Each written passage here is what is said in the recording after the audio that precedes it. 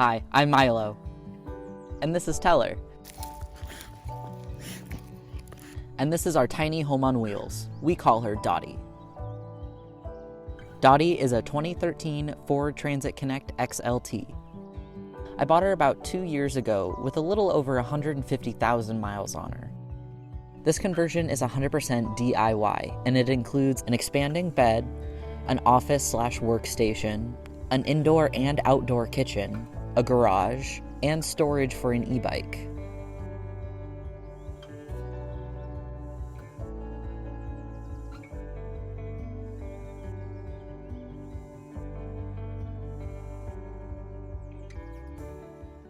Starting inside with my kitchenette right here, this is a butcher block countertop and a 7-inch deep sink.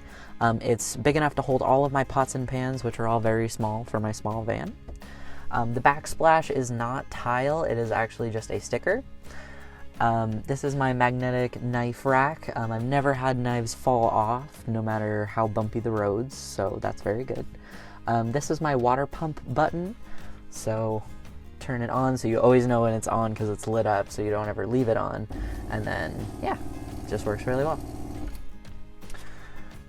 Here I have my spice rack.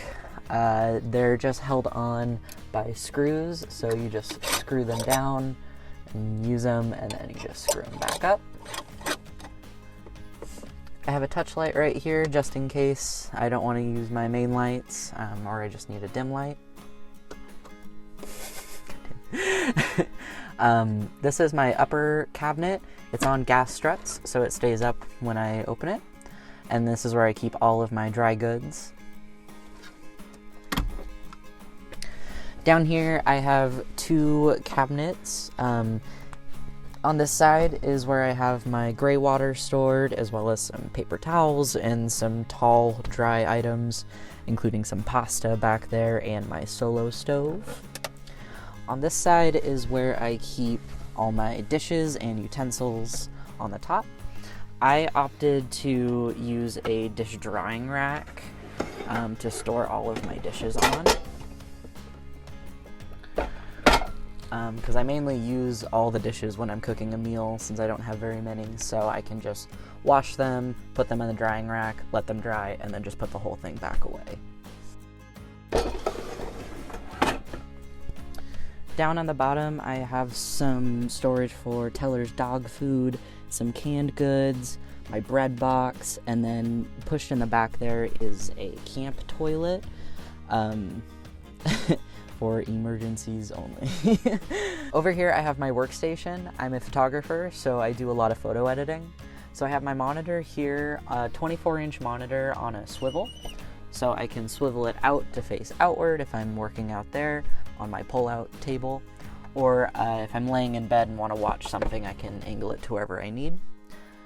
Here in this storage basket, I have my keyboard, mouse, and trackpad, which I use for working off my iPad. I connect my iPad to the monitor through HDMI, and it sits in here when I'm working. This is my fold-down table and also my Polaroid holder. This just folds down like here and locks into place. And this is where I put my keyboard and mouse or trackpad, depending on what I'm doing, and this is where I work. This is where I have a lot of storage for notebooks, scrapbooks, documents, crafting supplies. Pretty much anything that needs a catch-all goes in here, and I can take this off if I need to. And when I'm all done, I just store it all away and put this back. Yeah.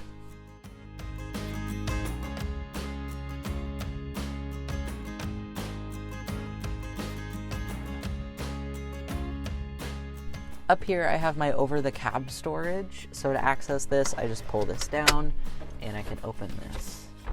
The fold-down table actually holds this door shut while I'm driving.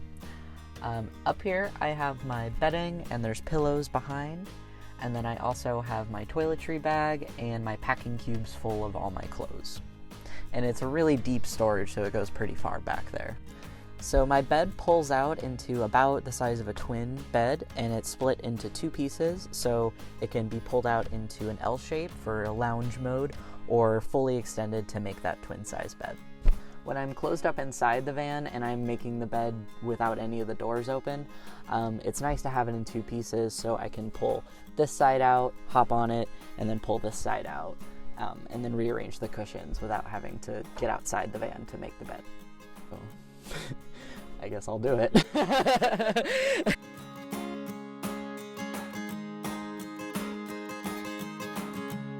So this is the bed when it's all made. It's about the size of a twin, and it's the perfect size for Tilly and I. We stay very cozy and warm in here.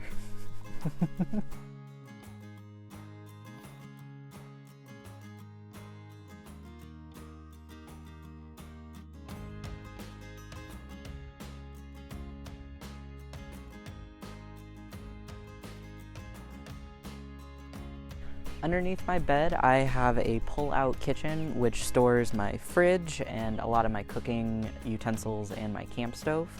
My fridge is on a pull slider that can pull out into the cab if I needed to access it from inside. And then the whole thing pulls out just like this.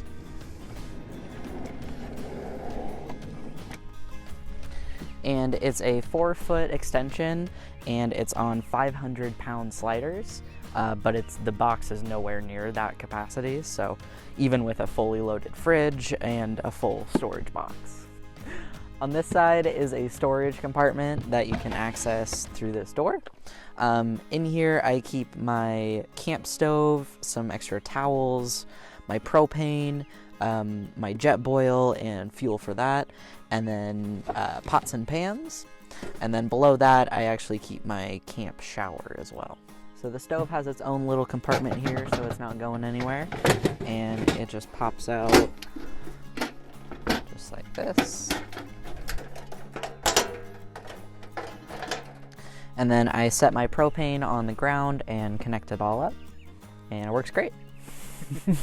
Down here I have my Iceco Go 12 DC compressor fridge. It's 12.5 liters, so very, very tiny, but it stores everything I need it to. It's on its own set of sliders, so it just pulls out just like this, and you can access what's inside. When the drawer pulls out, I have a coiled extension cable that powers the fridge inside, and when it closes back up, the cable coils again and bunches up really neatly near the battery, so nothing gets caught. On this back door, I put in a folding table, which comes in handy for cooking outside. I added a wall on this side, even though it blocks off that door, because I really wanted to add a garage space to my build. And this is my garage.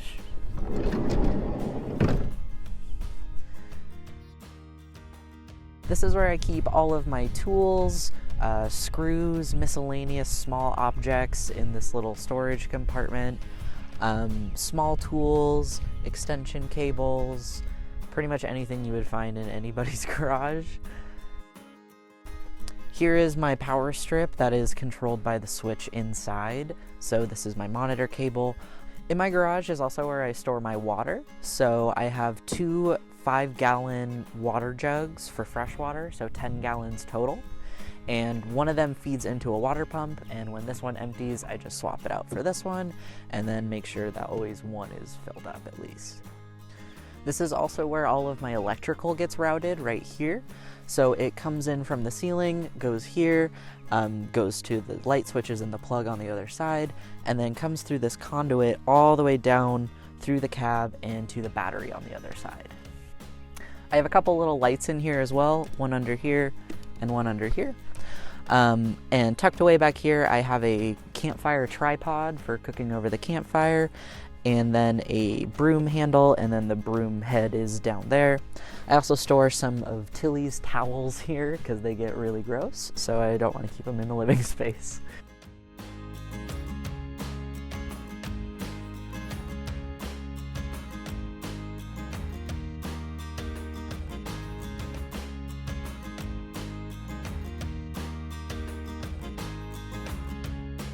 I opted to take out my passenger seat so that I could build a platform for Teller to ride co-pilot.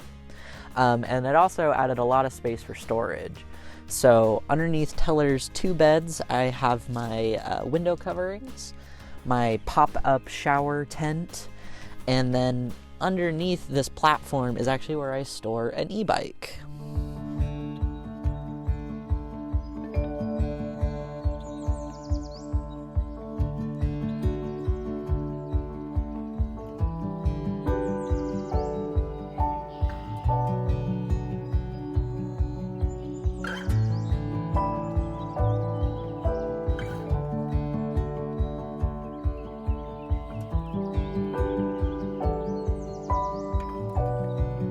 I wanted to close off my cab from my living space to make it even cozier inside, but I did still want a way to get from the cab to the back if I needed to. So I added in this pocket door, so it latches on right here, and then basically half of the wall moves out of the way.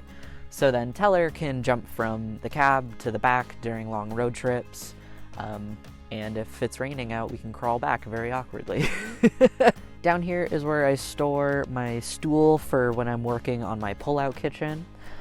This is a campfire grate, but it also works to protect the battery. Here's where you can see the coiled cable that stretches out when the kitchen gets pulled out. And then behind that you can see my Goal Zero Yeti 1000. I started with the 400 and that actually did a great job, but I needed a bigger inverter. This runs off of 100 watts of solar on top, and honestly I've never had an issue with it running out. I can also charge it off of my 12 volt when I'm driving, so it always stays charged. It also has a compartment up top where I store a lot of my chargers and anything I need quick access to. Up top I have 100 watts of solar in a Renogy solar panel. And then you can also see my vent line exhaust fan. I opted for a smaller fan than the Max Air fan because I wanted to save on ceiling space, and also it's just a really small area, so I don't think it really needed that much. This works really great for when I'm sleeping, keeps a lot of airflow going, and I can even cook inside for short periods of time running that little fan. My interest in van dwelling definitely started out based on financial necessity. I needed something that I could immediately move into when I didn't have a lot of money. I initially moved in with just an air mattress and a cooler and just began working on my designs of what I wanted it to one day look like. And now looking at it, I've truly never been so happy or more proud of anything I've ever created. One day we will move into something a little bit bigger, but for now, I love my tiny van. I love that it fits into a compact space. I love that I can parallel park it. I can go where a lot of those bigger vans can't go and not have to worry about getting stuck or not being able to turn around on tight, narrow roads. So it really does have its benefits as well as its drawbacks, of course, because it's very, very small. But overall, I'm really pleased with how it turned out, and I just can't wait to see where it takes me.